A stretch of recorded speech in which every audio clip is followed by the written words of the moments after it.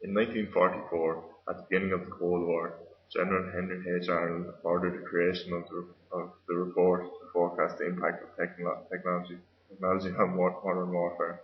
It was to be used by the US Army Air Corps on the future of technological capabilities that might be used by either their own military or the potential opposition's. Different approaches were tried, but the shortcomings of traditional forecasting methods, such as theoretical approach, quantitative models, or trend exploitation, quickly became apparent. To combat these shortcomings, the Delphi method was developed by Project RAM in 1959 by Olaf Helmer, Norman Dalkey, and Nicholas Reschke.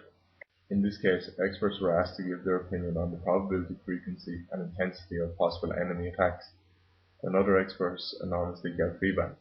This process was repeated several times until a consensus emerged. They began from a philosophical base and asked initially just how much could be known about the future. It has been used ever since, together with various modifications, such as Lehman-Delphi procedure, which instead asks the panel on their opinion on future growth, rather than specific events, or the mini-Delphi, which is used in face-to-face meetings. The research Delphi method has been widely used for business forecasting for so long that it has certain advantages over structured forecasting approaches like the prediction markets. But before we get to the advantages, let's look at the specifics of the method itself. The Delphi method is a systematic, interactive forecasting method which relies on a panel of experts. The experts answer questionnaires in 2 or more rounds. After each round, a facilitator provides an anonymous summary of the experts' forecasts from the previous round as well as the reasons they provided for their judgments. Thus, experts are encouraged to revise their earlier answers after reviewing the replies of other members of their panel. Hopefully through this process, the range of the answers will decrease and the group will converge towards the correct answer. Finally, the process is stopped after a certain point. For example, after a certain number of rounds or achievements of an agreement, the mean or median scores of the final rounds determine what the results are. The name Delphi derives from the Oracle of Delphi, famous in antiquity for her accuracy. Of course, the authors of the method were not happy with this name, because it implies something occult or magical is involved. Let's demonstrate the method with this example. In this case, participants might be asked to provide their judgment on a date at which manned landings on Mars might take place. The questions are refined by the researchers and pursued by experts through a number of sequential questionnaires. In the first round, the panel answered the questions given.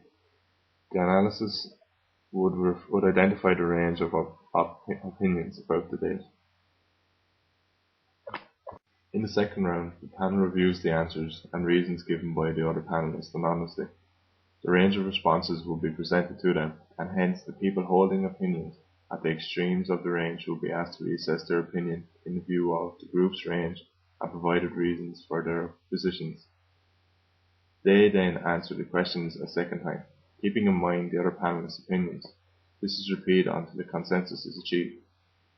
Delphi is based on the principle that forecasts from a structured group of experts are more accurate than those from unstructured groups of individuals, or that group judgments are more valid than individual judgments. The Delphi method was designed to encourage a true debate, independent of personalities. To achieve this anonymity, it means that no one even knows who else is participating. The anonymity of the method allows information and opinions free from peer pressure to be given, and this is a vital resource for gaining differing points of view. Sometimes the questions can be easily addressed with simple numeric or short answers. These check-the-box responses are always easier to use. When the questions are in this form, they can be collated using spreadsheet software. In fact, in one application, the questionnaire itself was on the spreadsheet transmitted by email, and responses were entirely directed on the spreadsheet, which was returned to the research team as an email attachment. Key to a successful Delphi study lies in the selection of participants.